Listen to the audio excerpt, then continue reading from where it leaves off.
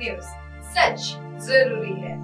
नमस्कार दर्शकों, आप देख रहे हैं एमएनएस न्यूज नेटवर्क। मैं हूं आपके साथ शिबा शेख। तो आइए देखते हैं देश और दुनिया की तमाम बड़ी खबरें। आइए एक नजर डालते हैं हेडलाइंस की ओर। यूपी सरकार के आर्थिक कुप्रबंधन पर श्वेत पत्र लगाएगी मोदी सरकार। पटाखा फैक्ट्री में ब्लास्ट, 12 की मौत और 200 घायल, मृतकों को 2 लाख, घायलों को 50,000 मुआवजे का ऐलान। महंगाई रोकने के लिए कदम उठा रही सरकार। आइए देखते खबरें विस्तार से। यूपी सरकार के आर्थिक कुप्रबंधन पर श्वेत पत्र लगाएंगी मोदी सरकार। कांग्रेस के नेतृत्व में रही यूपी सरकार के 10 सालों के आर्थिक कुप्रबंधन को लेकर केंद्र की मोदी सरकार संसद में श्वेत पत्र लगाएंगी। ये श्वेत पत्र संसद में शुक्रवार यानी शनिवार 10 फरवरी को पेश किया जा सकता है। श्वेत पत्र के आर्थिक कुप्रबंधन के अलावा यूपीए सरकार के दौरान उठाए जा सकने वाले सकारात्मक कदमों के अवसर के बारे में भी बात की जाएगी।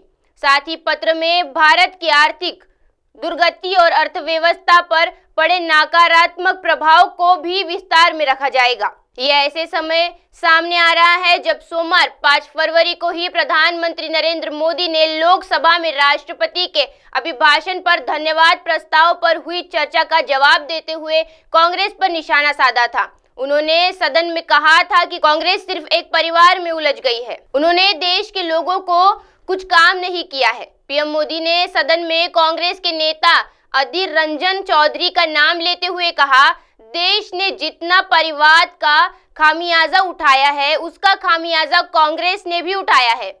अधीर बाबू की हालात देख रहे हैं। मल्लिकार्जुन खड़गे इस सदन में उस सदन में चलती गई। गुलाम नबी आजाद तो पार्टी से ही चले गए। ऐसे कई नेता परिवाद की भेंट चढ़ गए। आइए बढ़ते अगली खबर की ओर।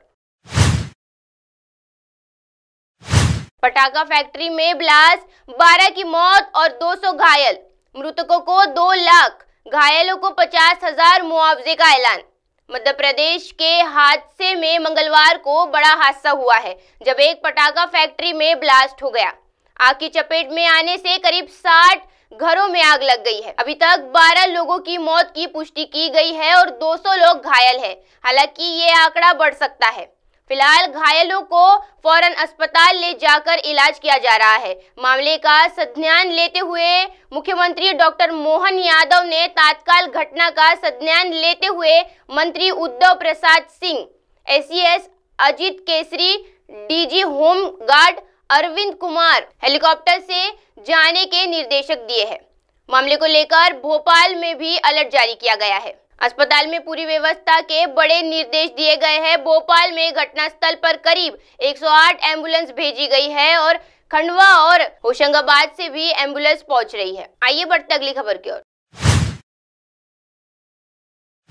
महंगाई रोकने के लिए कदम उठा रही सरकार। खुदरा महंगाई पर नियंत्रण के लिए सरकार की ओर से किए गए प्रयासों से राहत मिली है। खासकर जल्द ही खराब होने वाली वस्तु की कीमतों पर अंकुश लगाने के लिए उठाए गए कदमों पर परिणाम स्वरूप में कमी आई है। वित्त मंत्री निर्मला सीतारमण ने मंगलवार को बात कही। राज्यसभा में एक सवाल के जवाब में सीतारमण ने कहा कि भाभा परमाणु अनुसंधान केंद्र गामा किरणों के माध्यम से प्याज के डीह्यूमिडिफिकेशन पर सरकार के साथ काम कर रहे हैं ताकि इस लंबे समय तक खराब होने से बचाया जा सके। उन्होंने कहा, सरकार जल्द खराब होने वाले ऐसे सामानों की कमी के कारण पैदा होने वाली कठिनाइयों से अवगत है जो भारत में नहीं उगाए जाते हैं।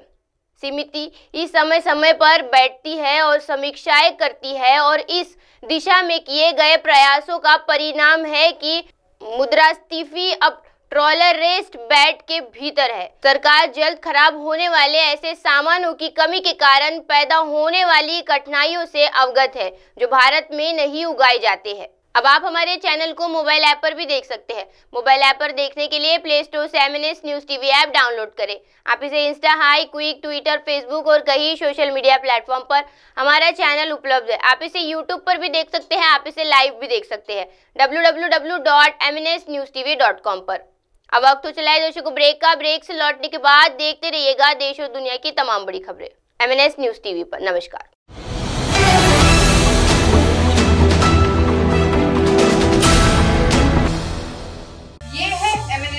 नेटवर्क और आप देख रहे हैं MNS न्यूज।